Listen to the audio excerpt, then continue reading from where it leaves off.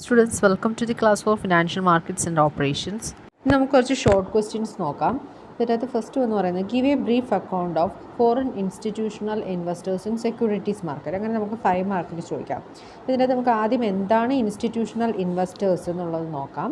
Institutional investors എന്ന് പറഞ്ഞു കഴിഞ്ഞാൽ ആ പേര് ഇൻഡിക്കേറ്റ് ചെയ്യുന്നത് പോലെ തന്നെ ഇൻഡിവിജ്വൽസ് അല്ല, ദേ ആർ ഓർഗനൈസേഷൻസ് ഓർ ഇൻസ്റ്റിറ്റ്യൂഷൻസോ ആണ്. അവർ അവരുടെ ഫണ്ടോ അല്ലെങ്കിൽ പല ആളുകളുടെ കയ്യിൽ നിന്ന് കളക്ട് ചെയ്ത, that is pool large sums of money, പല ആളുകളിൽ നിന്ന് കളക്ട് ചെയ്ത ഫണ്ടോ എന്ത് ചെയ്യും, സെക്യൂരിറ്റീസ് മാർക്കറ്റിൽ ഇൻവെസ്റ്റ് ചെയ്യും, അല്ലെങ്കിൽ സെക്യൂരിറ്റീസ് മാർക്കറ്റിലുള്ള ഡിഫറെൻറ്റ് ഇൻസ്ട്രുമെൻറ്റ്സുകളിൽ ഇൻവെസ്റ്റ് ചെയ്യും. അങ്ങനെയുള്ള ഓർഗനൈസേഷൻസ് അല്ലെങ്കിൽ ഇൻസ്റ്റിറ്റ്യൂഷൻസിനെയാണ് നമ്മൾ ഇൻസ്റ്റിറ്റ്യൂഷണൽ ഇൻവെസ്റ്റേഴ്സ് എന്ന് വിളിക്കുന്നത്. ഇൻസ്റ്റിറ്റ്യൂഷണൽ ഇൻവെസ്റ്റേഴ്സിനെ തന്നെ നമുക്ക് രണ്ടായിട്ട് ക്ലാസിഫൈ ചെയ്യാം. They are domestic institutional investors and foreign institutional investors. As the name indicates, domestic institutional investors refers to Indian institutional investors. It may be private or public institutions who are investing in the financial markets and instruments in India. ഇപ്പോൾ ഇന്ത്യക്കകത്ത് പിന്നെ securities മാർക്കറ്റിൽ invest ചെയ്യുന്ന institutional ഇൻവെസ്റ്റേഴ്സിനെയാണ് നമ്മൾ domestic institutional investors എന്ന് വിളിക്കുന്നത്. Then come to what is foreign institutional investors. Foreign institutional investors എന്ന് പറഞ്ഞാൽ they are entity established or incorporated outside India which proposes to make investment in India and which is registered as a foreign institutional investor with the Securities and Exchange Board of India, that is SEBI. അപ്പോൾ സെബിയിൽ register ചെയ്തിട്ടുള്ള foreign institutional ഇൻവെസ്റ്ററായിട്ട് register ചെയ്യപ്പെട്ടിട്ടുള്ള എന്നാൽ ഇന്ത്യക്ക് പുറത്തുള്ള ഇന്ത്യയിൽ investment ചെയ്യാൻ താല്പര്യമുള്ള ഇൻസ്റ്റിറ്റ്യൂഷൻസിനെയാണ് നമ്മൾ foreign institutional investors എന്ന് വിളിക്കുന്നത്. നമ്മൾ 1991 ന്യൂ എക്കണോമിക് പോളിസി ഇൻട്രൊഡ്യൂസ് ചെയ്തതിന് ശേഷം ഫോറിൻ ഇൻസ്റ്റിറ്റ്യൂഷണൽ ഇൻവെസ്റ്റേഴ്സിന് നമ്മുടെ ഇന്ത്യയിൽ ഇൻവെസ്റ്റ്മെൻറ്റ് ചെയ്യാൻ വേണ്ടി ഓപ്പൺ ചെയ്ത് കൊടുത്തു. ഒരുപാട് ഇൻഡസ്ട്രീസ് അല്ലെങ്കിൽ ക്യാപിറ്റൽ മാർക്കറ്റിൽ ഫോറിൻ ഇൻസ്റ്റിറ്റ്യൂഷണൽ ഇൻവെസ്റ്റേഴ്സിന് പിന്നെ ഇൻവെസ്റ്റ് ചെയ്യാം എന്നുള്ളത് ഓപ്പൺ ചെയ്ത് കൊടുത്തു. അപ്പോൾ അങ്ങനെ ഒരുപാട് ഇൻവെസ്റ്റ്മെൻറ്റ് ഫോറിൻ ഇൻസ്റ്റിറ്റ്യൂഷണൽ ഇൻവെസ്റ്റേഴ്സ് നമ്മുടെ ഇന്ത്യൻ ക്യാപിറ്റൽ മാർക്കറ്റുകൾ നടത്തിയിട്ടുണ്ട്. അപ്പോൾ ഫോറിൻ ഇൻസ്റ്റിറ്റ്യൂഷണൽ ഇൻവെസ്റ്റേഴ്സിൻ്റെ അകത്ത് ഇൻസ്റ്റിറ്റ്യൂഷൻസ് വരുന്നത് pension funds, mutual fund, investment trust, asset management companies, institutional portfolio managers, banks, foreign central banks, foreign governments, insurance companies, international agencies. അപ്പോൾ ഇവർക്കൊക്കെ എന്ത് ചെയ്യാം, അപ്പോൾ ഫോറിൻ ഇൻസ്റ്റിറ്റ്യൂഷൻസ് ആണ് ഇവയൊക്കെ. അപ്പോൾ ഇവയ്ക്കൊക്കെ ഇന്ത്യയിലുള്ള ക്യാപിറ്റൽ മാർക്കറ്റിലുള്ള ഡിഫറൻറ്റ് ഷെയർസിലും ഡിബഞ്ചേഴ്സിലും വാറൻസിലും എല്ലാം എന്ത് ചെയ്യാം, ഇഷ്യൂ ചെയ്യാം. അത് പ്രൈമറി മാർക്കറ്റിലോ സെക്കൻഡറി മാർക്കറ്റിലോ പിന്നെ എന്ത് ചെയ്യാം, ഇൻവെസ്റ്റ് ചെയ്യാം. അപ്പോൾ അവരെയാണ് നമ്മൾ ഫോറിൻ ഇൻസ്റ്റിറ്റ്യൂഷണൽ ഇൻവെസ്റ്റേഴ്സ് എന്ന് വിളിക്കുന്നത്.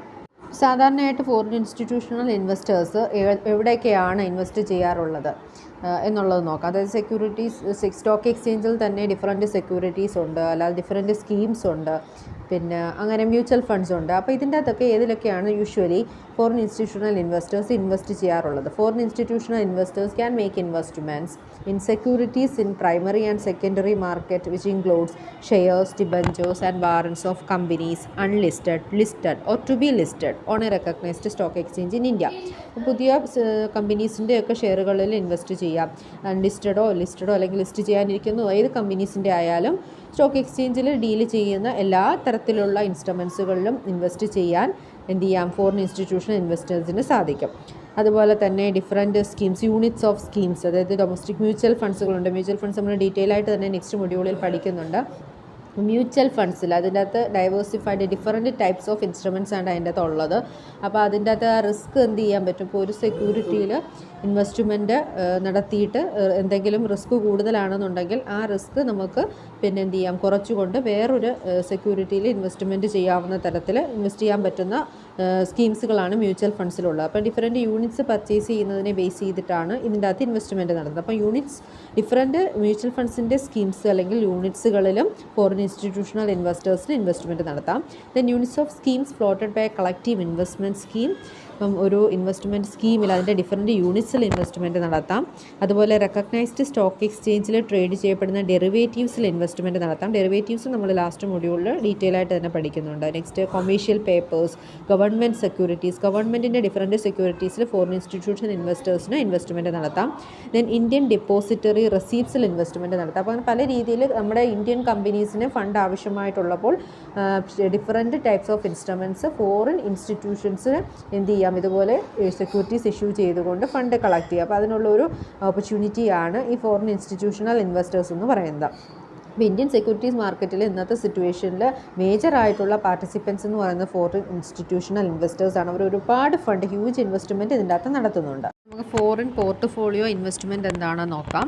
What is foreign portfolio investment? ഇത് നമുക്ക് 2 മാർക്കിനോ അല്ലെങ്കിൽ 5 മാർക്കിനോ ഒക്കെ ചോദിക്കാം. ഫോറിൻ പോർട്ട്ഫോളിയോ ഇൻവെസ്റ്റ്മെൻറ്റ് എന്ന് പറയുന്നത് ഇപ്പോൾ ഫോറിൻ ഇൻവെസ്റ്റേഴ്സ് ഇൻവെസ്റ്റ്മെൻറ്റ് നടത്തുന്നത് തന്നെയാണ്. പോർട്ട്ഫോളിയോ എന്ന് പറഞ്ഞു കഴിഞ്ഞാൽ ഒരു ഷെയർ മാത്രം അല്ലെങ്കിൽ ഒരു കമ്പനിയുടെ ഷെയർ മാത്രമല്ല അതിൻ്റെ അകത്ത് ഉൾപ്പെടുത്തിയിട്ടുള്ളത്. നമ്മുടെ ഷെയറുകളുടെ അല്ലെങ്കിൽ ഇൻസ്ട്രുമെൻസുകളുടെ പ്രൈസ് ഡിഫറൻ്റ് ആയിരിക്കും, അതിൽ നിന്ന് കിട്ടുന്ന ഈൽഡ് ഡിഫറൻ്റ് ആയിരിക്കും, ഓരോ കമ്പനിയുടെയും ഗ്രോത്ത് പ്രോസ്പെക്ട്സ് ഡിഫറൻസ് ആയിരിക്കും, ഇൻട്രസ്റ്റ് റേറ്റ് ഡിഫറൻ്റ് ആണ്, ഡിവിഡൻഡ് റിട്ടേൺ ഡിഫറൻ്റ് ആണ്, റേറ്റ് ഓഫ് റിട്ടേൺ ഡിഫറൻ്റ് ആണ്. അപ്പോൾ ഇങ്ങനെ പല കമ്പനീസിൻ്റെ പല കാറ്റഗറിയിൽ ഉൾപ്പെടുത്തിയിട്ടുള്ള ഇൻസ്ട്രുമെൻസുകളെല്ലാം കൂടി ഉൾപ്പെട്ടിട്ടുള്ള ഇൻവെസ്റ്റ്മെൻറ്റാണ് പോർട്ട്ഫോളിയോ ഇൻവെസ്റ്റ്മെൻറ്റ് എന്ന് പറയുന്നത്. അപ്പം ഫോറിൻ ഇൻവെസ്റ്റേഴ്സ് ഇങ്ങനെ ഡിഫറൻറ്റ് ഇന്ത്യൻ സെക്യൂരിറ്റീസിൽ ഇൻവെസ്റ്റ്മെൻറ്റ് നടത്തിയാൽ അങ്ങനെയുള്ള ഇൻവെസ്റ്റ്മെൻറ്റിനെ നമുക്ക് ഫോറിൻ പോർട്ട്ഫോളിയോ ഇൻവെസ്റ്റ്മെൻറ്റ് എന്ന് വിളിക്കാം. Foreign portfolio investment is investment by foreign institutional investors in Indian securities including shares, government bonds, corporate bonds, convertible securities, infrastructure securities, ഇവയെല്ലാം കൂടാണ്. അപ്പോൾ പ്രത്യേകിച്ച് കമ്പനിയുടെ ക്യാപിറ്റലിലൊന്നും ഈ ഇൻവെസ്റ്റേഴ്സിന് പ്രത്യേകിച്ച് കൺട്രോളൊന്നും ഉണ്ടാകില്ല. അവർക്ക് മെയിനായിട്ട് അവർ ഫോക്കസ് ചെയ്യുന്നത് അതിൻ്റെ റിട്ടേണിലാണ്. അപ്പോൾ അതാണ് ഇതിൻ്റെ ഒരു പ്രത്യേകത. അപ്പോൾ ഫോറിൻ ഇൻവെസ്റ്റേഴ്സ് ഇങ്ങനെ പ്രത്യേകിച്ച് കമ്പനിയുടെ ഡിഫറൻറ്റ് സെക്യൂരിറ്റീസിൽ അല്ലെങ്കിൽ ഫിനാൻഷ്യൽ അസറ്റ്സിൽ ഇൻവെസ്റ്റ്മെൻറ്റ് നടത്തുള്ളൂ. നമ്മൾ നമുക്ക് പോർട്ട്ഫോളിയോ ഇൻവെസ്റ്റ്മെൻറ്റ് അല്ലെങ്കിൽ ഫോറിൻ പോർട്ട്ഫോളിയോ ഇൻവെസ്റ്റ്മെൻറ്റ് എന്ന് വിളിക്കും. സെബി റീസെൻ്റായിട്ട് പോർട്ട്ഫോളിയോ ഇൻവെസ്റ്റ്മെൻറ്റിൽ ചില ക്രൈറ്റീരിയാസ് ഒക്കെ കൊണ്ടുവന്നിട്ടുണ്ട്. അതനുസരിച്ച് എന്തെങ്കിലും ഇൻവെസ്റ്റ്മെൻറ്റ് ഫോറിൻ ഇൻവെസ്റ്റേഴ്സ് ഏതെങ്കിലും കമ്പനിയിൽ 10% അതിൽ താഴെയോ കമ്പനിയുടെ ടോട്ടൽ ക്യാപിറ്റൽ 10% അതിൽ താഴെയോ ഇൻവെസ്റ്റ്മെൻറ്റ് നടത്തിയാൽ അതൊരു പോർട്ട്ഫോളിയോ ഇൻവെസ്റ്റ്മെൻ്റ് ആണെന്ന് കൺസിഡർ ചെയ്യുക. അതായത് പല കമ്പനീസിൻ്റെ ഷെയറുകളിലാണ് ഇൻവെസ്റ്റ്മെൻറ്റ് നടത്തുന്നത്, ഒരു കമ്പനീസിൻ്റെ ഷെയറിൽ മാത്രമല്ല. അപ്പോൾ അത് ഏതെങ്കിലും കമ്പനീസിൻ്റെ 10% അതിൽ താഴെയുമ്പോൾ വളരെ കുറച്ച് ഇൻവെസ്റ്റ്മെൻറ്റ് പല കമ്പനീസിൽ നടത്തുവാണ്. അപ്പം അങ്ങനെയുള്ള ഇൻവെസ്റ്റ്മെൻ്റ് ആണെങ്കിൽ അത് പോർട്ട്ഫോളിയോ ഇൻവെസ്റ്റ്മെൻ്റ് ആണെന്ന് കൺസിഡർ ചെയ്യുക. അപ്പം പല ഇന്ത്യയിലാണെന്നുണ്ടെങ്കിൽ ഇപ്പോൾ ഇതിനു മുമ്പ് ഉള്ള ഡിഫറൻറ്റ് ഫോറിൻ ഇൻസ്റ്റിറ്റ്യൂഷണൽ ഇൻവെസ്റ്റേഴ്സിനെ അല്ലെങ്കിൽ qualified foreign investors, sub accounts of foreign institutional investors ഇവയെല്ലാം കൂടെ മേർജ് ചെയ്തിട്ട് ഇപ്പം ഫോറിൻ പോർട്ട്ഫോളിയോ ഇൻവെസ്റ്റേഴ്സ് എന്നുള്ളൊരു കാറ്റഗറി ആയിട്ടാണ് ഇപ്പോൾ ഇന്ത്യയിൽ അറിയപ്പെടുന്നത്. സെബി ഇപ്പോൾ അങ്ങനെയാണ് ഒരു പുതിയ ക്ലാസ് ഓഫ് ഫോറിൻ ഇൻവെസ്റ്റേഴ്സ് എന്നുള്ള രീതിയിൽ ഫോറിൻ പോർട്ട്ഫോളിയോ ഇൻവെസ്റ്റേഴ്സ് എന്നുള്ളൊരു കാറ്റഗറി ഇൻട്രൊഡ്യൂസ് ചെയ്തിട്ടുള്ളത്. ഈ പല ക്ലാസ്സസ് ഓഫ് ഇൻവെസ്റ്റേഴ്സിനെ ഫോറിൻ പോർട്ട്ഫോളിയോ ഇൻവെസ്റ്റ്മെൻറ്റിൽ ഉൾപ്പെടുത്തിക്കൊണ്ടാണ് ഇതിനെ ഈ ഒരു ഫോറിൻ പോർട്ട്ഫോളിയോ ഇൻവെസ്റ്റേഴ്സ് എന്നുള്ള കാറ്റഗറിയിൽ വരുന്നത്.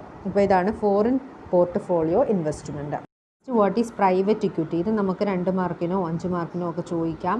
പ്രൈവറ്റ് ഇക്വിറ്റി എന്ന് പറഞ്ഞാൽ നമ്മുടെ സെക്യൂരിറ്റി മാർക്കറ്റിലെ ഷെയറുകൾ എന്നുള്ള രീതിയിലല്ല. ഇപ്പം പുതിയ കമ്പനീസ് ഉണ്ടാവും, പക്ഷേ അവർക്ക് വളരെ നല്ല ഒരു പ്രപ്പോസൽ ഉണ്ടാവും. ഒരു കമ്പനി സ്റ്റാർട്ട് ചെയ്ത് കഴിഞ്ഞാൽ ഹൈ പ്രോസ്പെക്ട്സ് ഉള്ള സാധ്യതയുള്ളതാണ്, ഹൈ റിട്ടേൺ അച്ചീവ് ചെയ്യാൻ സാധിക്കും. പക്ഷേ അവർക്ക് ഫണ്ടില്ല, ബിസിനസ്സിന് ഇപ്പം ബിൽഡിംഗ് കൺസ്ട്രക്റ്റ് ചെയ്യാനോ അല്ലെങ്കിൽ ബേസിക് ഇൻഫ്രാസ്ട്രക്ചറിന് വേണ്ടുന്ന ഫണ്ടില്ല. പക്ഷേ ബിസിനസ് നന്നായി റൺ ചെയ്യാൻ സാധ്യതയാണ്. ചിലപ്പം മെച്യൂറായിട്ടുള്ള ഒരു കമ്പനി ആയിരിക്കും, വളരെ ഫ്യൂച്ചർ സാധ്യത ഉണ്ടായിരിക്കും. ഇവർ ഏറ്റെടുത്ത് കഴിഞ്ഞാൽ ഫ്യൂച്ചർ സാധ്യതയുള്ള കമ്പനീസൊക്കെ ആയിരിക്കും. അപ്പോൾ ഇവിടെയൊക്കെ ഫണ്ട് ആവശ്യമുണ്ട്, പക്ഷേ തുടക്കക്കാരാണ്. അങ്ങനെയുള്ള സിറ്റുവേഷൻ, അതായത് അൺലിസ്റ്റഡ് കമ്പനീസാണ്. പക്ഷേ അങ്ങനെയുള്ള സിറ്റുവേഷനിൽ ഫണ്ടില്ലാത്ത അവസ്ഥയിൽ ഫിനാൻഷ്യലി വളരെ സൗണ്ടായിട്ടുള്ള ഇൻഡിവിജ്വൽസോ അല്ലെങ്കിൽ ഇൻവെസ്റ്റ്മെൻറ്റ് ഫേംസോ അത് അവർ റിസ്ക് എടുക്കാൻ തയ്യാറായിക്കൊണ്ട് ചിലപ്പോൾ there is chance of loss, അങ്ങനെ ലോസ് ഉണ്ടാവാൻ ചാൻസ് ഉണ്ട്. പക്ഷേ റിസ്ക് ഉണ്ട് എങ്കിൽ കൂടിയും ഇത് റൺ ചെയ്ത് കഴിഞ്ഞാൽ വളരെ ഫ്യൂച്ചറിൽ നല്ല ഗ്രോത്ത് പ്രോസ്പെക്ട്സ് ഉള്ള കമ്പനീസ് ആകാൻ സാധ്യതയുണ്ട്. അപ്പോൾ അങ്ങനെ ഉള്ള ഇൻവെസ്റ്റ്മെൻറ്റിനെയാണ് നമ്മൾ പ്രൈവറ്റ് ഇക്വിറ്റി എന്ന് പറയുന്നത്. ആക്ച്വലി ഒരു പാർട്ട്ണർഷിപ്പ് പോലെയാണ്. ഇത് നമുക്ക് എന്താണെന്നുള്ളത് ഡീറ്റെയിൽ ആയിട്ട് നോക്കാം. Private equity refers to investments that are aimed at gaining significant control of unlisted companies. അപ്പോൾ അൺലിസ്റ്റഡ് കമ്പനീസ് എന്ന് പറഞ്ഞാൽ നമ്മൾ ഓൾറെഡി പഠിച്ചതാണ് അല്ലേ. അപ്പോൾ സ്റ്റോക്ക് എക്സ്ചേഞ്ചിൽ ലിസ്റ്റ് ചെയ്യപ്പെട്ടിട്ടില്ല. അപ്പോൾ ആദ്യമായിട്ടുള്ള പുതിയ കമ്പനീസ് ഇഷ്യൂ ചെയ്യുന്ന ഷെയറുകൾ ആണ് എന്നുള്ളതാണ്. അപ്പം private equity firms make investment in high growth companies. അപ്പോൾ ഇങ്ങനെയുള്ള ഫേംസ് ഹൈ ഗ്രോത്ത് കമ്പനീസിലാണ് ഇൻവെസ്റ്റ്മെൻറ്റ് നടത്താൻ ഉദ്ദേശിക്കുന്നത്. അപ്പോൾ സച്ച് പ്രൈവറ്റ് ഇക്വിറ്റി ഇൻവെസ്റ്റ്മെൻറ്റ് സാധാരണയായിട്ട് നടത്തുന്നത് ഇതുപോലെ ഫിനാൻഷ്യലി സൗണ്ട് ആയിട്ടുള്ള ഹൈ നെറ്റ്വർത്ത് ഇൻഡിവിജ്വൽസ് അല്ലെങ്കിൽ ഇൻവെസ്റ്റ്മെൻറ്റ് ഫേംസ് ആണ് ഈ പ്രൈവറ്റ് ഇക്വിറ്റി ഫേംസിലേക്ക് ഇൻവെസ്റ്റ്മെൻറ്റ് നടത്തുന്നത്. കാര്യം ക്യാഷ് അധികം ഇല്ലാതെ അല്ലെങ്കിൽ നല്ല റിട്ടേൺ പ്രതീക്ഷിച്ചുകൊണ്ട് റെഗുലറായിട്ടുള്ള ഒരു റിട്ടേൺ പ്രതീക്ഷിച്ചുകൊണ്ടുള്ള പേഴ്സൺസ് ഇതിൻ്റെ അകത്ത് ഇൻവെസ്റ്റ്മെൻറ്റ് ചെയ്യാൻ താല്പര്യമില്ല. കാര്യം പിന്നെന്താണ്, അവർക്ക് റെഗുലർ റിട്ടേൺ ഉടനെ എക്സ്പെക്റ്റ് ചെയ്യാൻ പറ്റില്ല. ഫ്യൂച്ചറിൽ ഇത് എന്താണ് ഗ്രോത്തായി വരണം, ഗ്രോത്ത് ആകും എന്ന് ഉറപ്പായിട്ടും സാധ്യതയുള്ള ഫേമുകളാണിത്. അപ്പോൾ ഇതെന്ന് പറഞ്ഞാൽ പല ആളുകളുടെ കയ്യിൽ നിന്ന്, വളരെ അക്രഡിറ്റഡ് ആയിട്ടുള്ള ഇൻഡിവിജ്വൽസ് അല്ലെങ്കിൽ ഇൻസ്റ്റിറ്റ്യൂഷൻസിൻ്റെ കയ്യിൽ നിന്ന് ഫണ്ട് കളക്ട് ചെയ്തുകൊണ്ട് ഡിഫറൻറ്റ് റേഞ്ച് ഓഫ് ബിസിനസ് വെഞ്ചേഴ്സിൽ ഇൻവെസ്റ്റ്മെൻറ്റ് നടത്തുകയാണ് ചെയ്യുന്നത്. ഇതൊരു അംബ്രല്ല ടേമാണ്, ഒരുപാട് കാര്യങ്ങൾ അതിൻ്റെ അകത്ത് ഇൻവോൾവ് ആയിട്ടുണ്ട്. അപ്പം ഇങ്ങനെയുള്ള ഫണ്ട് എല്ലാം കൂടി ഒരുമിച്ച് ചേർന്ന് ഡിഫറൻറ്റ് വെഞ്ചർ ക്യാപിറ്റലിൽ അതിൻ്റെ അകത്ത് ഇൻവെസ്റ്റ്മെൻറ്റ്, അതായത് ഹൈ റിസ്ക് ആയിട്ടുള്ള ഫേംസുകളിൽ ഇൻവെസ്റ്റ്മെൻറ്റ് നടത്തുകയാണ്. അപ്പോൾ ഇതൊരു പിന്നെ ഞാൻ പറഞ്ഞായിരുന്നു ലിമിറ്റഡ് പാർട്ണർഷിപ്പ്, ഒരു പാർട്ണർഷിപ്പ് പോലെയാണ് പ്രൈവറ്റ് ഇക്വിറ്റി ഫേം എന്ന് പറയുന്നത്. അതായത് ഇത് സ്റ്റാർട്ട് ചെയ്യുന്ന കമ്പനി ഒരു ജനറൽ പാർട്ട്ണറായിട്ടും ഇതിൻ്റെ അകത്ത് ഇൻവെസ്റ്റ്മെൻറ്റ് നടത്തുന്ന പാർട്ട്നേഴ്സ് ലിമിറ്റഡ് പാർട്ട്നേഴ്സായിട്ടും ആക്ട് ചെയ്യാൻ സാധിക്കും. ലിമിറ്റഡ് പാർട്ട്നേഴ്സ് എന്ന് പറഞ്ഞാൽ നമുക്കറിയാം എന്താണ്, അവർ എത്രയാണോ തുക ഇൻവെസ്റ്റ് ചെയ്തത് അത് മാത്രമേ അവരുടെ ലൈബിളായിട്ട് വരുന്നുള്ളൂ. എന്തെങ്കിലും ലൈബിലിറ്റി കമ്പനി പൂട്ടിപ്പോയാൽ ലൈബിലിറ്റിയിൽ അവർ ഇൻവെസ്റ്റ് ചെയ്ത തുക മാത്രമേ വരുന്നുള്ളൂ, അവരുടെ പേഴ്സണൽ പ്രോപ്പർട്ടി ഒന്നും അതിൻ്റെ അകത്ത് വരത്തില്ല. അതാണ് ലിമിറ്റഡ് പാർട്ട്ണർ എന്നുള്ളത്. അപ്പോൾ ഒരു പാർട്ണർഷിപ്പ് പോലെയാണ്, അവർ ഇൻവെസ്റ്റ് ചെയ്ത തുക ഒരു പാർട്ണർഷിപ്പ്, അവർക്കൊരു ഓണർഷിപ്പാണ് ഇതിൻ്റെ അകത്ത് കിട്ടുന്നതെന്നർത്ഥം. ഇത് ലോങ് ടേം ഇൻവെസ്റ്റ്മെൻ്റ് ആണ്. സാധാരണയായിട്ട് പ്രൈവറ്റ് ഇക്വിറ്റി ഫേംസ് ആ ഫേം പിന്നെ എത്ര നാൾ നിലനിൽക്കുന്നു അത്രയും കാലം അതിൻ്റെ അകത്ത് ഈ ഫണ്ട് അവർ എന്ത് ചെയ്യണം, ഹോൾഡ് ചെയ്യണം. അപ്പം പിന്നീട് ഇതിൻ്റെ ഒരു വരുമാനം കിട്ടിത്തുടങ്ങിക്കഴിഞ്ഞാൽ അവർക്ക് ഹൈ റിട്ടേൺ എന്ത് ചെയ്യാം, കിട്ടാനുള്ള സാധ്യതയുണ്ട്. അപ്പം വെഞ്ചർ ക്യാപിറ്റലിലാണ് ഇവ കൂടുതലായിട്ട് ഫോക്കസ് ചെയ്യുന്നത്. ഇപ്പം പ്രൈവറ്റ് ആയിട്ടുള്ള യങ് ഫാസ്റ്റ് ഗ്രോയിങ് കമ്പനീസ് ഇവയൊക്കെയാണ് ഈ പിന്നെ പ്രൈവറ്റ് ഇക്വിറ്റി ആയിട്ട് ആക്ട് ചെയ്യുന്നത്. അവർ സാധാരണയായിട്ട് ഇഷ്യൂ ചെയ്യുന്നത് മെസ്സനൈനാണ്. മെസ്സനൈൻ എന്ന് പറയുന്ന ഒരു ഡെറ്റ് ക്യാപിറ്റലാണ്. അതായത് ഇത് പിന്നെ വാങ്ങുന്ന പാർട്ടിക്ക് എന്ത് ചെയ്യാം, ഈ ഇൻസ്ട്രുമെൻറ്റ് വാങ്ങുന്ന പാർട്ടിക്ക്, മെസ്സനൈൻ ഇൻവെസ്റ്റ്മെൻറ്റ് വാങ്ങുന്ന പാർട്ടിക്ക് ഫ്യൂച്ചറിൽ അത് ഓണർഷിപ്പായിട്ട് കൺവേർട്ട് ചെയ്യാൻ അല്ലെങ്കിൽ ഇക്വിറ്റി ഇൻട്രസ്റ്റിൽ വരാനുള്ള എന്താണ് ഒരു പിന്നെ റൈറ്റ് ഇത് പ്രൊവൈഡ് ചെയ്യുന്നുണ്ട്. അപ്പം ഫ്യൂച്ചറിൽ അതിൻ്റെ ഓണേഴ്സായിട്ട് തന്നെ അവർക്ക് ആക്ട് ചെയ്യാം. അല്ലെങ്കിൽ ബ്രിഡ്ജ് ഫണ്ടിങ് എന്ന് പറയാം. അതായത് ബിസിനസ് തുടക്കത്തിൽ പിന്നെ എസ്റ്റാബ്ലിഷ് ആകാൻ വേണ്ടി ഇപ്പോൾ ഫണ്ട് പ്രൊവൈഡ് ചെയ്യുന്നതാണ്. ഇത് കൂടുതലും ഏർലി സ്റ്റേജ് കമ്പനീസിലാണ് ഇൻവെസ്റ്റ്മെൻറ്റ് നടത്തുന്നത്. അതായത് പുതിയ നമ്മൾ പറഞ്ഞു തുടക്കത്തിലാണ്, ഒരു കമ്പനി മെച്യൂർ ആയിട്ടില്ല, തുടക്കത്തിലാണ് അത് ഇൻവെസ്റ്റ്മെൻറ്റ് നടത്തുന്നത്. ഇന്ത്യയെ സംബന്ധിച്ചിടത്തോളം ഏറ്റവും വലുതായിട്ട് ഫണ്ട് കൂടുതൽ വേണ്ടത് ഇൻഫ്രാസ്ട്രക്ചറിനാണ്. ഇൻഫ്രാസ്ട്രക്ചർ എന്ന് പറഞ്ഞാൽ ബിൽഡിംഗ്, കൺസ്ട്രക്ഷൻ, അങ്ങനെ ബേസിക്കായിട്ട് കമ്പനി തുടങ്ങുന്നതിനാവശ്യമായിട്ടുള്ള ഫണ്ട്. അപ്പോൾ ആ ഒരു ഫണ്ട് ഇൻവെസ്റ്റ്മെൻറ്റ് ചെയ്തുകൊണ്ട് പിന്നീട് അതിൻ്റെ ഓണർഷിപ്പൊക്കെ നടത്താൻ, അല്ലെങ്കിൽ ഓണർഷിപ്പ് ഒരു പാർട്ട്ണർഷിപ്പ് എന്നുള്ള രീതിയിൽ പിന്നെ ഇൻവെസ്റ്റേഴ്സിന് ഒരു ഓപ്പർച്യൂണിറ്റി കൊടുക്കുന്ന ഒരു സംഭവമാണ് പ്രൈവറ്റ് ഇക്വിറ്റി എന്ന് പറയുന്നത്.